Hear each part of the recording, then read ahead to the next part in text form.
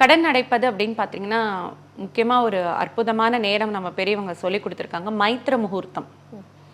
மைத்திர முகூர்த்தம் அப்படின்னா என்னன்னு பார்த்தீங்கன்னா, அஸ்வினி நட்சத்திரமும், மேஷ லக்னமும் கூடிய நேரம்னு சொல்லுவாங்க. ஒரு மாதத்துல ஒரு நாளைக்கு 2 மணி நேரம், அதாவது தோராயமாக 2 மணி நேரம் இருக்கும். அது எப்போ வேணால் வரும். காலையில், நைட்டு, ஈவினிங் எப்போ வேணால் வரும். அந்த நேரம் லக்ன நேரத்தை நம்ம குறித்து வச்சுக்கணும். அதே போல் விருச்சிக லக்னமும் அனுஷ நட்சத்திரமும் கூடிய நேரம். அனுஷ நட்சத்திரம் என்னைக்கு வருதோ அன்னைக்கு விருச்சிக லக்னம் எந்த நேரத்தில் வருதோ அந்த நேரத்தில் கடன் பகுதியில் ஒரு பகுதி எடுத்து இஎம்ஐ கட்டுறாங்கன்னா அந்த டைமில் இஎம்ஐ கட்டலாம். இல்லை மிட் நைட்டில் வருதுன்னா அதை வந்து நம்ம ஆட்டோ டெபிட்டில் நம்ம வந்து அந்த மோடு ஆன் பண்ணி வச்சு அந்த டைமுக்கு போட்டுடலாம். இல்லை யாருக்காவது கொடுக்கணும்னு நினச்சிங்கன்னா அவங்க பேரை ஒரு கவரில் எழுதி எவ்வளோ ஒரு குறிப்பிட்ட அளவு ஒரு தொகையை எடுத்து அந்த கவரில் போட்டு எழுதி வச்சு அந்த நேரத்தில் எடுத்து வச்சிடணும்.